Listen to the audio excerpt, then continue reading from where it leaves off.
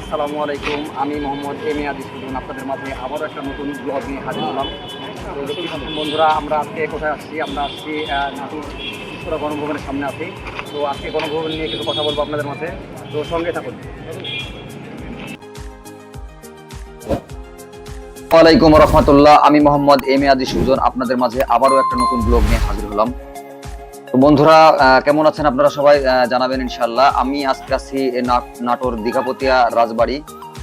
তো এটা উত্তর অঞ্চলের একটা বৃহত্তম স্থান। তো গণভবন 18 শতাব্দীর নির্মিত দীঘাপতিয়া মহারাজদের বাসস্থান। এটি বাংলাদেশে নাটোর শহরে অবস্থিত।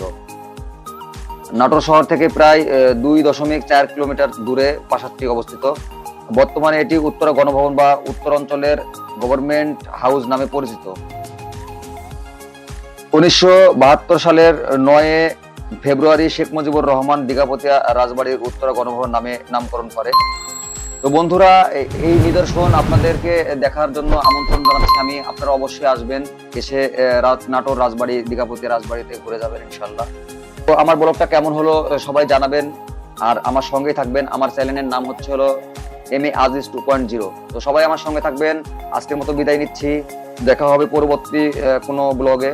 সেই পর্যন্ত সুস্থ থাকবেন, ভালো থাকবেন। আল্লাহ হাফেজ।